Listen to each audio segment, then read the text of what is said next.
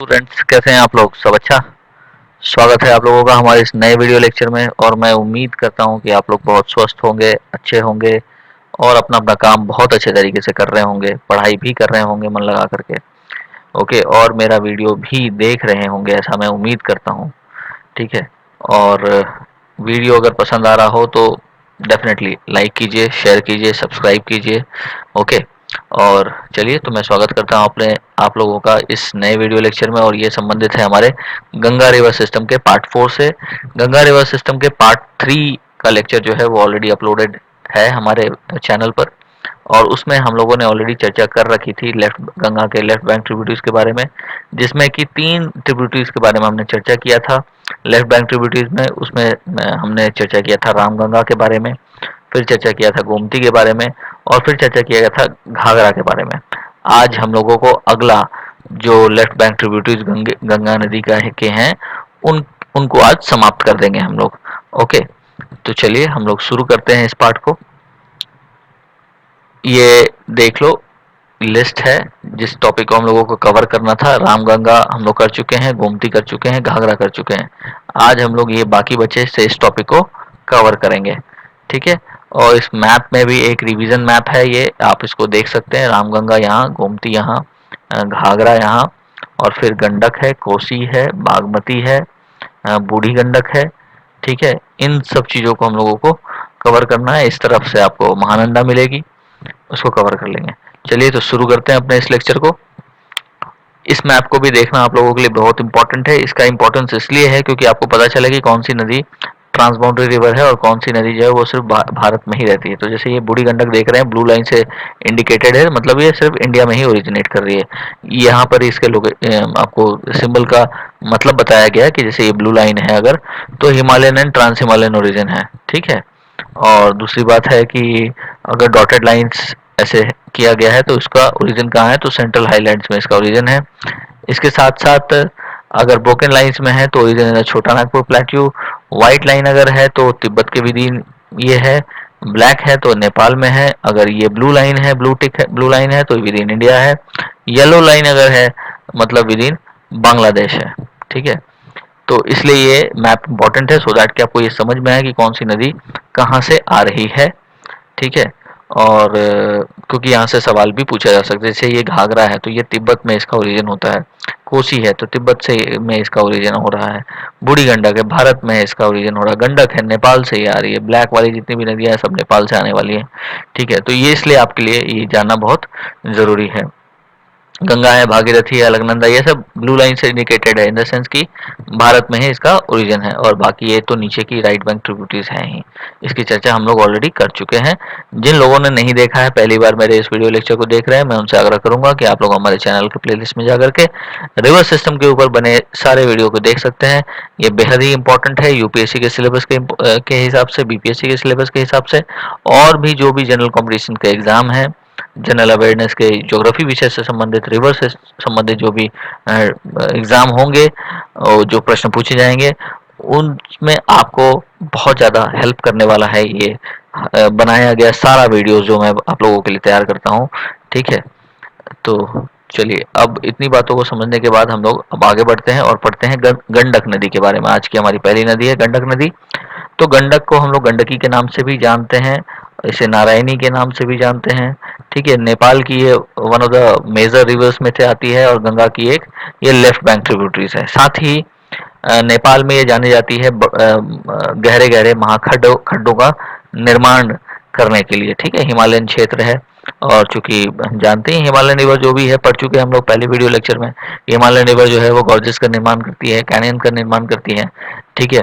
और बेसिन जो है, ये जो नदी बेसिन है, गंडक बेसिन है, ये इसकी जो सबसे इम्पोर्टेंट जो खास बात है आपको यहाँ दिख रही है कि it contains three of worlds 14 mountains over 8,000 metres, namely Dhaulagiri, सालू एंड अन्नपूर्णा वन। ठीक है। मनासलू भी इसको बोलते हैं, मनासलू ये लिखा था है यहाँ पे।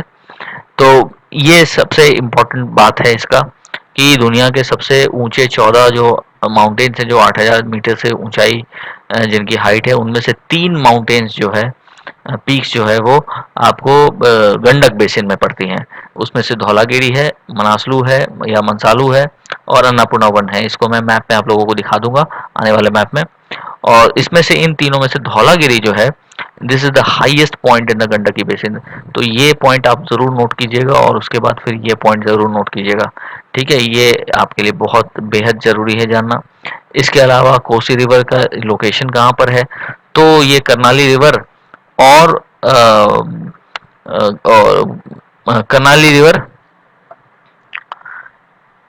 और कोसी रिवर के मध्य है। जो सॉरी गंडक रिवर का जो लोकेशन है वो कोसी रिवर और कर्नाली रिवर के मध्य पड़ता है। कोसी रिवर इसके ईस्ट में आती है, ठीक है, और कर्नाली रिवर जिसके बारे में हम लोग पढ़ चुके हैं वो इसके वेस्ट में आती है, और इन्हीं के बीच में ये कोसी रिवर बेसिन है। ठीक है, ओके। उसके बाद अगर देखा जाए तो it is form by the union of Kali and Trishuli rivers which rises in the great Himalayan range in Nepal and from this junction, ठीक है, this point you must note, from this junction मतलब कि this junction of origination and to the Indian border the river is called Narayani. अपने origin point से जहाँ से ये origin करती है गंडक नदी, और वहां से लेकर के जब इंडिया के बॉर्डर में प्रवेश करती है तो वहां से वहां तक उसको नारायणी नदी के नाम से जाना जाता है। ओके, तो ये आपके लिए बहुत इंपॉर्टेंट है, जानना था, इसको आप नोट कर लेंगे। इसके अलावा गंगा गंडक जो है sorry flows south east 300 kilometres across Gangetic plain of Bihar state through west Champaran, Gopalganj, Saran and Muzaffarpur districts. ठीक है, लगभग 300 किलोमीटर साउथ ईस्ट बहते हुए ये गंगेटिक प्लेन में प्रवेश करती है बिहार प्रदेश में।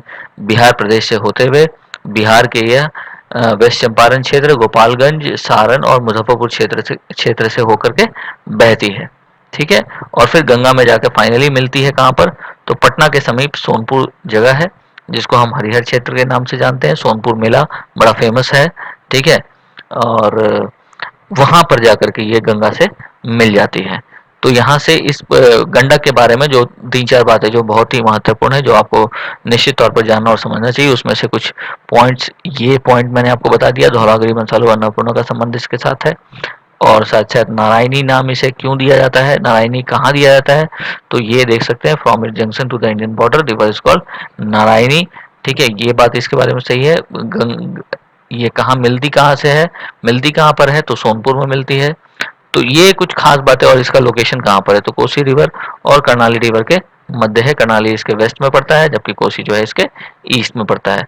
तो ये कुछ खास बातें गंडक नदी के बारे में आपको जरूर नोट करना चाहिए और याद करना चाहिए। एग्जाम में किसी भी प्रकार से इससे प्रश्न पूछे जाते हैं, पूछे जा सकते हैं। ओके, अब ये मैंने बताया आपको, मैं इसका लोकेशन बताऊंगा माउंटेन पीक्स का। ये धौलागिरी आपको दिख रहा है, ये अन्नपूर्णा आपको दिख रहा है, यहाँ पर मनासलू दिख रहा है इधर पे। ठीक है, तो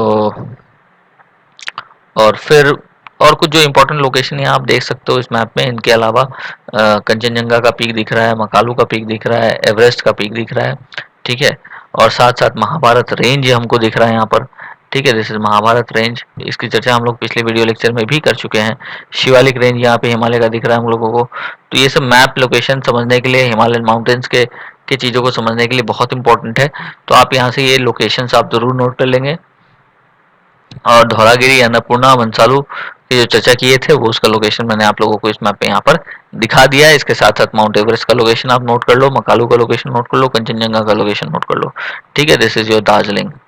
चलिए, अब हम लोग इतनी बातों को समझने के बाद अब आगे बढ़ते हैं और पढ़ते हैं बूढ़ी गंडक के बारे में। ठीक है, दिस इज ऑल्सो इम्पोर्टेंट। ठीक है, तो Burhi Gandak river is a tributary of Ganga, as we all know. It is known as Sikrahana. ठीक है ना, it is known as Sikrahana in the upper reach, in its upper reaches. ठीक है, इसके अपर रीचेस में इसको सिकराहाना के नाम से जानते हैं। बूढ़ी मतलब ओल्ड होता है, and this flows parallel to and east of the Gandak river. ठीक है, लोकेशन हम लोगों ने देखा था मैप में बूढ़ी गंडक का। मैं एक बार और मैप दिखाता हूँ यहाँ पर, इसको आप देख लीजिए। हाँ, ये देखिए, ये गंडक नदी है। ठीक है, और इसके पैरेलली और इसके ईस्ट में, ठीक है, दिस इज ईस्ट में, ये बूढ़ी गंडक का लोकेशन है। तो ये this you must note it down, इसको आप नोट कर लें। ठीक है, ओके। हम्म, तो है ना, ईस्ट में और गंडक रिवर के पैरेलल में ये ओल्ड चैनल है। पुरानी है ये। बूढ़ी गंडक रन्स जिगजैग कोर्स, ठीक है, जिगजैग कोर्स में ऐसे ऐसे बहते हुए through the district of Samastipur, ये इंपॉर्टेंट है, डिस्ट्रिक्ट नोट कर लेना, Samastipur, Begusarai, Samastipur and Begusarai, before covering a short distance in Khagaria district running by the side of the town Khagaria and flows into the Ganges. Okay, तो इससे जो डिस्ट्रिक्ट एसोसिएटेड आपको नजर आई, समस्तीपुर है, खगड़िया डिस्ट्रिक्ट है, और फिर बेगूसराय। तो यहाँ से इसको नोट कर लेंगे। इसके अलावा फिर हम पढ़ते हैं बागमती के बारे में अगर, तो ये काफ़ी है, इतना आपके लिए जानने के लिए इससे ज़्यादा सवाल आता नहीं है, जस्ट एज अ फैक्ट चूंकि पढ़ना है गंगा के ट्रिब्यूटरी के तौर पर, तो ये आप ये इन्फॉर्मेशन यहाँ से आप ले सकते हैं, ठीक है। इसके अलावा बागमती नदी है, ठीक है, बागमती के बारे में भी कुछ खास बातें हैं जो जानने योग्य हैं और जहाँ से प्रश्न पूछे जा सकते हैं, जैसे कि Bagmati runs through the Kathmandu valley of Nepal and separates Kathmandu and Patan. ये दो क्षेत्र है, काठमांडू का क्षेत्र और पाटन का क्षेत्र है, इसको सेपरेट करती है ये नदी बागमती जो है, ठीक है। मैप में मैं दिखाने का प्रयास करूंगा आगे। And it is considered, this is important point about Bhagirathi river, sorry Bagmati river, ठीक है, कि it is considered Holi by both Hindus and Buddhist and a number of Hindu temples are located on its banks. तो this you must note it down. ये हिंदू और Buddhist दोनों में ये प्रसिद्ध है, ये नदी दोनों के लिए इम्पोर्टेंट है और पवित्र नदी मानी जाती है। साथ ही the importance of Bagmati also lies in the fact that Hindus are cremated on the banks of this holy river and the Kirans are buried in the hills by its side. तो ये यहाँ से एक इम्पोर्टेंट नाम निकल के आता है किरन्स के बारे में। तो ये किरन्स क्या है, तो ये एक एथनिक ग्रुप आप कह सकते हैं, ठीक है, ये एथनिक ग्रुप है, इसको हम लोग किरांती भी बोलते हैं या किराती पीपल भी बोलते हैं, ठीक है, किराती पीपल, इसको नोट कर लीजिएगा, किराती पीपल, ठीक है, या किरांती भी बोला जाता है इनको, मैं स्पेलिंग लिख देता हूँ, किरांती, ठीक है। और साइनो तिब्बतन इथनिक ग्रुप ये है, क्या है ये, साइनो, सॉरी, साइनो तिब्बतन, ठीक है, साइनो तिब्बतन एथनिक ग्रुप है ये, जो किस क्षेत्र में रहते हैं, ये ईस्टर्न हिमालयन क्षेत्र में रहते हैं, ईस्टर्न हिमालयन क्षेत्र में, ठीक है। और एक तरह से ये एथनिक ग्रुप है, ये ओरिजिनल ग्रुप कह सकते हो यहाँ पर है, ऐसा ये मानते हैं अपने आप को। और इंडियन सब कॉन्टिनेंट में ये मिलते हैं, इंडियन सब ईस्टर्न हिमालय का जो, सॉरी, इंडियन सब कॉन्टिनेंट का जो ईस्टर्न हिमालय का क्षेत्र है जो नेपाल से भारत तक एक्सटेंड करता है, नेपाल टू इंडिया के क्षेत्र में, है ना, ईस्टर्न हिमालय का क्षेत्र जो एक्सटेंड करता है वहां पर ये एथनिक ग्रुप आपको मिलते हैं, ठीक है। इन्हीं को हम लोग किराती बोलते हैं या किराती बोलते हैं, और इनका भी कुछ रिलेशन है इस बागमती नदी से, और फिर हमारा हिंदू धर्म का भी एक संबंध है आपको बागमती नदी से, ठीक है। जो पॉइंट मैंने आपको बता दिया यहाँ पर, इसको आप नोट कर लेंगे। यहाँ से इम्पोर्टेंट एक बात ये था, एथनिक ग्रुप से संबंधित है चूंकि, तो ये एक सवाल पूछा जा सकता है किरांत के बारे में, किराती के बारे में, इसको आप नोट कर लेंगे। ओके, अब आगे बढ़ते हैं हम लोग। ये देखो, ये काठमांडू का एक मैप है, मैंने बोला पटन मुझे दिखाना था एक्चुअली, तो ये पटन का क्षेत्र है, ये काठमांडू का क्षेत्र है, ठीक है। तो यही है बागमती के बारे में मैंने आपको जो बताया कि काठमांडू वैली ऑफ नेपाल और सेपरेट्स काठमांडू एंड पाटन का जो क्षेत्र है, इसी के लिए ये मैप का मैंने आप लोगों को दिखाया, सो दैट कि आप लोग के लिए लोकेशन जानना आसान हो जाए। और कुछ इंपॉर्टेंट बात इस मैप से जो आप नोट कर सकते हो, वो नोट करने वाली बातें हैं, जैसे कि एंट्री पॉइंट्स है ना, यहाँ पर, यहाँ देखो एंट्री पॉइंट्स लिखा है रेड पॉइंट से डिनोट किया हुआ। तो यहाँ देखो महेंद्र नगर, धानगढ़ी, नेपालगंज, उसके बाद फिर है भैरलवा, उसके बाद है बीरगंज, रक्सौल वाला क्षेत्र, ठीक है, ये जनकपुर है हमारा, और एक ये क्षेत्र है, ठीक है। तो ये सारे पॉइंट आपको यहाँ से जरूर नोट करना चाहिए, एंट्री पॉइंट्स है ये लोग नेपाल में, ठीक है, खास करके इंडिया के साइड से। चलिए अब हम लोग आगे बढ़ते हैं इतनी बातों को जानने के बाद। इसके अलावा कुछ माउंटेन्स पीक यहाँ दिए हैं, माउंट कंचनजंगा है, माउंट एवरेस्ट है, इसके अलावा अन्नपूर्णा का रेंज है ये पूरा, ठीक है, ये ऑलरेडी हम लोग कर चुके हैं। चलिए दार्चुला की चर्चा हम लोग किए हुए हैं पहले वाले टॉपिक्स में, ठीक है। हम्म बागमती के बारे में कुछ और खास बात हम लोग पढ़ लेते हैं कि Bagmati originates where the three head water streams converge at Bagdwar.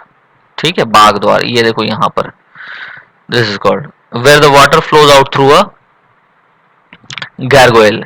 ये जो गारगोयल है, shape like a tiger's mouth, ये गारगोयल का एक फोटो है। इस तरह के जो चीजें सिस्टम होती है या जिससे पानी निकलने का एक रास्ता होता है, ठीक है, उसी को गारगोयल बोलते हैं। तो यहाँ पर इस नदी के पास भी, इस नदी के जो उद्गम स्रोत है, यहाँ पर भी इस तरह से शेर के मुख के आकार का एक गारगोयल लगा है, वहां से ये पानी निकलता है। ठीक है, तो इसलिए यहाँ पर ये दिया गया है कि where three head water streams converge at, बाग द्वारा नाम दिया गया है इसका, where the water flows out through gargoyle shape like a tiger's mouth. तो दिस इज इट। तो ये आपको समझना चाहिए। इसी तरह का कुछ एक आर्किटेक्चर है जहाँ से देखे होंगे, पानी निकासी में एक डिजाइन सा कुछ बना रहता है। ठीक है, वो लंबा सा पाइप होता है, किसी का चेहरे का एक सिंबल बना होता है, और वहां से वो पानी गिर रहा होता है, तो उसी को हम लोग गैरगोल बोलते हैं। ठीक है, और कुछ इसी प्रकार का शेर के मुख का आकार का यहाँ पर बागमती नदी के उद्गम स्रोत पर ऐसा कुछ बना है। ठीक है, तो ये आप नोट कर लेंगे। इसके अलावा flowing generally south, although with many curves, the Bagmati reaches the edge of the Kathmandu Valley and enters Chobar Gorge near दक्षिण काली टेम्पल कॉम्प्लेक्स। ठीक है, and the gorge cut through Mahabharat range. Mahabharat range की चर्चा कर चुके हैं, महाभारत रेंज कहाँ पर है, और लेसर हिमालय। ठीक है, the Bagmati also crosses the lower Shivalik hills. Lower Shivalik hills मतलब कि महाभारत रेंज और शिवालिक रेंज, इन दोनों की चर्चा हम लोग कर चुके हैं। महाभारत रेंज ऊपर पड़ता है और शिवालिक इसके नीचे पड़ता है। ठीक है, तो महाभारत रेंज से गुजरने के बाद ये फिर नीचे क्रॉस करती है शिवालिक हिल्स को, और फिर तेराई क्षेत्र को ये चली जाती है।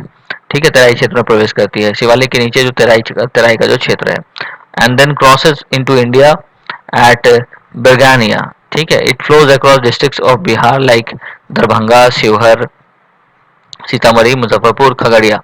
ठीक है, तो ये फिर बिहार में प्रवेश करती है तेराई क्षेत्र में प्रवेश करने के बाद, और बिहार के कुछ जिले जैसे कि दरभंगा, शिवहर, सीतामढ़ी, मुजफ्फरपुर और खगड़िया जैसे जिलों से होते हुए ये नदी बहती है।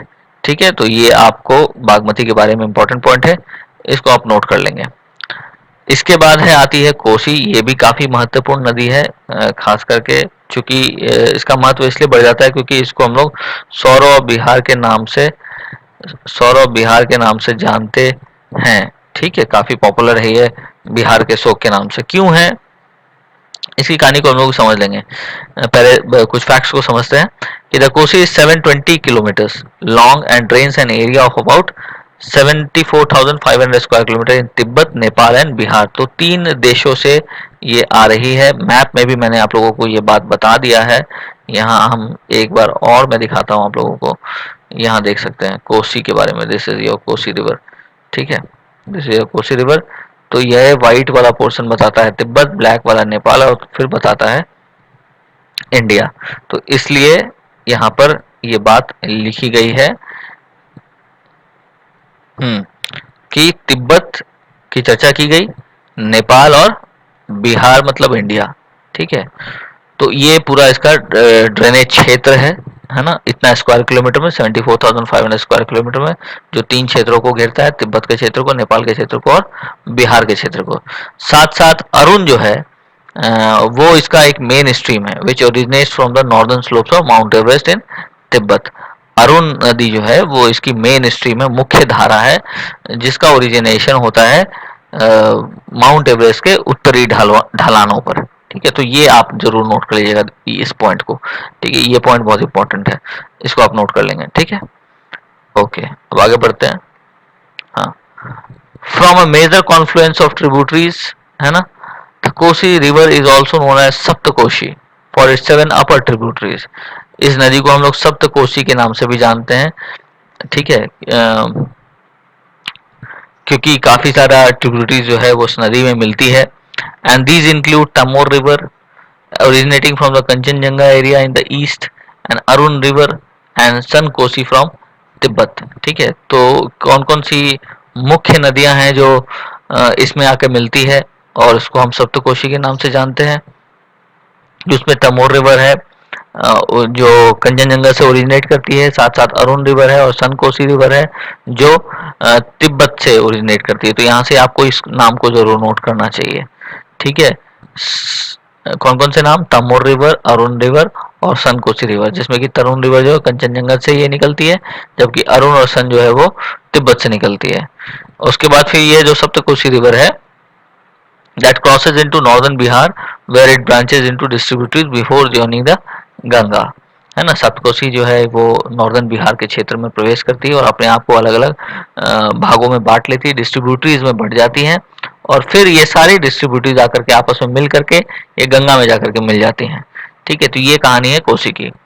और इसके अलावा जो इम्पोर्टेंट बात है कि river is often refer to as sorrow of Bihar. ठीक है, क्यों, क्योंकि it is known that 200 years ago तो Kosi use to flow by the side of Purnia, है ना। पूर्णिया के, ऐसा माना जाता है, ऐसा माना क्या जाता है, साइंटिफिक फैक्ट है कि ये पूर्णिया के आसपास से होकर के गुजरती थी। ठीक है, but now it flows 160 kilometre west to this town और अब जो है ये लगभग 160 किलोमीटर पश्चिम से पूर्णिया से पश्चिम से ये बहती है 160 किलोमीटर दूर। अब ये बताता है, this fact shows that it's westward migration, ये बताता है कि किस प्रकार ये वेस्ट की तरफ शिफ्ट की है। इसके बाद क्या हुआ कि this river cause devastating flood in the year 2008। ठीक है, जिसको नेचुरल क्लैमिटी के तौर पर माना गया था और बहुत जबरदस्त बाढ़ आई थी। ये सैटेलाइट मैप के थ्रू वही बातों को बताने का प्रयास किया गया है। जैसा कि आप देख सकते हैं यहाँ पर, ये बिफोर फ्लड है, ठीक है ना, और ये आफ्टर जब फ्लड आया था क्षेत्र में, दोनों फिगर है। ये नासा के द्वारा रिलीज किया गया ये फिगर था। यहाँ पर ये कोसी नदी को देख सकते हैं, ये इसको आप देख सकते हो, और यहाँ पर ये नदियों की धाराओं को आप देख सकते हैं। ठीक है, ये किस प्रकार से मोटी हुई हुई है फ्लड के समय में, और यहाँ पर एक बहुत ही पतली पतली धाराएं हैं। ठीक है, तो इसको आप नोट कर लीजिए, आई मीन मैप में आप देख सकते हैं। ठीक है, ये धारा है और फिर एक यहाँ एक धारा है। ठीक है, तो यहाँ फ्लड के समय का मैप है ये, और ये फ्लड के पहले का मैप है। ओके, एंड सो उसके बाद फिर क्या हुआ कि 2008 में इसने अचानक से बाढ़ आया। और ये बाढ़ क्यों आया था, क्योंकि इसने अपना जो कोर्स था वो वापस ईस्टवर्ड शिफ्ट कर लिया था। लगभग 100 किलोमीटर ये ईस्ट से बहना शुरू कर दी थी। ठीक है, तो इसलिए ये नदी जो है अपने रास्तों को परिवर्तन करने के लिए मानी जाती है। कभी ये वेस्ट से बहती है, कभी वेस्टर्न शिफ्ट होता है, तो कभी ईस्टर्न शिफ्ट होता है। इस शिफ्टिंग को भी मैप के थ्रू हम लोग समझ लेंगे आने वाले स्लाइड्स में। ठीक है, तो यहाँ से एक इम्पॉर्टेंट बात जो आपको नोट करना था, ये सौरव बिहार क्यों कहा जाता है, क्योंकि इसका जो नेचर है, ये इसका शिफ्टिंग कोर्स होता है। ठीक है, हालांकि अब इस पे काबू पाया जा सकता है, कुछ डैम्स वगैरह बन गए हैं इसके ऊपर। ठीक है, तो इसके कारण अब इसके ऊपर थोड़ा नियंत्रण हुआ है। इसके साथ साथ कॉर्न, है ना, मेज जिसको मकई बोलते हैं, it is extremely extensively cultivated on the Sandy soils of the Kosi basin. तो ये एक इंपॉर्टेंट बात था आपको नोट करने के लिए। यहाँ पर एक ऑब्जेक्टिव क्वेश्चन बन सकता है यहाँ पे कि corn is extensively cultivated on the Sandy soils of the Kosi basin. ठीक है, इसको आप नोट कर लेंगे। इसके अलावा आज की जो आखिरी नदी है जिसके बारे में लोगों को पढ़ना है वो है महानंदा। तो इसके बारे में पढ़ लेते हैं कि this river rises in Darjeeling hills of west Bengal. ठीक है, महानंदा का जो उद्गम स्थल है वो दार्जिलिंग की पहाड़ियों में होता है, वेस्ट बंगाल में, नियर सिलीगुड़ी, सिलीगुड़ी के पास। And it merges into Dooars, मतलब Bhabar Bhabar region of west Bengal, and this is the last north bank tributary of the Ganga. ठीक है, तो महानंदा के बारे में यही बातें हैं, इससे ज़्यादा बातें कभी पूछता नहीं है, बस जानकारी के लिए आपको जानना है। जो इम्पोर्टेंट तथ्य थे जिन नदियों के बारे में जहाँ से क्वेश्चन आ सकता है और आता भी है, उसके बारे में मैंने आप लोगों को पूरी तरीके से बता दिया है, और उम्मीद है कि आप लोगों को ये अच्छा भी लगा होगा अभी तक जो भी मैंने बताया। साथ साथ कुछ मैप के बारे में देख लेते हैं। कोसी की चूंकि चर्चा हुई थी, तो ये देखो, ये new course of Kosi river है, बिहार का मैप है ये ओल्ड कोर्स ऑफ रिवर है। ठीक है, यहाँ से ये जो नदी है ये वाली, ये ओल्ड कोर्स है, और दूसरे तरफ आप देख सकते हैं ये न्यू कोर्स है, new course of the river. ठीक है, तो इसको आप नोट कर, तो ये कैसे शिफ्टिंग है इसका आप नोट कर सकते हो। और उसके बाद फिर यहाँ पे भी इसी मैप में, इस मैप में भी वही चीज दिखाया गया है। ये अरुण है, सनकोसी है, तैमूर है, ये कुछ और ट्रिब्यूटरीज है, ठीक है। और ये कोसी नदी है, ये 1963 डेट सकता है, और 1950, 1933, 1926, 1949, फिर 1912, 1936, 1821, 1921। ना यू कैन सी दैट ये अपना कोर्स कैसे शिफ्ट कर रही है अलग अलग समय काल में, कहाँ कहाँ से ये नदी बह रही है, ये आप जरूर नोट कर सकते हैं यहाँ से, तो आपको समझने में आसानी होगी। इसके अलावा ये पूर्णिया का क्षेत्र, कुर्सेला जो कटिहार में पड़ता है वो क्षेत्र, और सहरसा ये क्षेत्र, ये तीनों क्षेत्र, चारों क्षेत्र जो है काफी इंपॉर्टेंट है, क्योंकि इसके संदर्भ में कि ये गंगा में कहाँ मिलती है, बहुत सारे रेफरेंसेस में कहीं सहरसा का भी नाम लिखा है, कहीं पूर्णिया का नाम लिखा है, कहीं कुर्सेला एक जगह है जो कटिहार में है उसका नाम लिखा है, ठीक है। तो ये इसलिए है क्योंकि ये रिवर जो है अपना कोर्सेज जो है वो समय दर समय शिफ्ट करते रहती है, तो ये आपके लिए जानना जरूरी है, और इसलिए मैंने आपको ये मैप दिखाया है। ओके, खगड़िया की चर्चा हुई थी, this is your Khagaria over here. Kursela Katihar का क्षेत्र है, नोट कर लीजिएगा, पूर्णिया का क्षेत्र है, ठीक है। सहरसा, ये सहरसा का क्षेत्र है। चलिए, तो मुझे उम्मीद है कि अभी आप लोगों को ये चीज समझ में निश्चित तौर पर आ गया होगा कोसी नदी के बारे में। और इसके साथ साथ हमारा यह जो वीडियो लेक्चर है आज ये समाप्त होता है, और हम लोग इस प्रकार से गंगा रिवर सिस्टम के जितने भी लेफ्ट बैंक ट्रिब्यूटरीज है उसकी कहानियों को समाप्त कर लिया है, और गंगा रिवर सिस्टम यहाँ से आपका आज समाप्त होता है। अगले वीडियो लेक्चर में हम लोग शुरुआत करेंगे ब्रह्मपुत्र रिवर सिस्टम के बारे में, ठीक है, उसको खत्म करेंगे। जिसको खत्म करने के बाद, इस नदी को खत्म करने के बाद हमारा जो हिमालयन रिवर सिस्टम होगा वो पूरा कोर्स खत्म हो जाएगा, फिर हम लोग पेनिनसुलर रिवर के बारे में पढ़ना शुरू करेंगे। तो चलिए, उम्मीद है आप लोगों को ये वीडियो पसंद आया होगा। कुछ भी अगर आपको लगता है, कुछ कहना हो तो निश्चित तौर पर आप कह सकते हैं, कुछ सुधार करनी हो तो भी आप बिल्कुल ओपन है अपने ओपिनियन रखने के लिए। प्लीज़ कमेंट करके बता सकते हैं, व्हाट्सएप नंबर पे मैसेज कर सकते हैं आप। और मैं उम्मीद करता हूँ कि आपको ये पसंद आया होगा ये लेक्चर, और आपके काफ़ी काम आएगा। तो निश्चित तौर पर आप इसे लाइक करें, लाइक का बटन दबाएं, वीडियो को शेयर करें लोगों से, चैनल को सब्सक्राइब करें और करवाएं भी, स्टूडेंट्स के साथ शेयर करें, अपने रिलेटिव्स के साथ शेयर करें जिनको ये हेल्प कर सकता है उनके आने वाली परीक्षाओं की तैयारी करने में, ठीक है। चलो, इसी के साथ मैं आज आप लोगों से विदा लेता हूँ।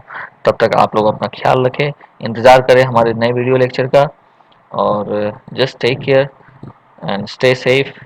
God bless you all.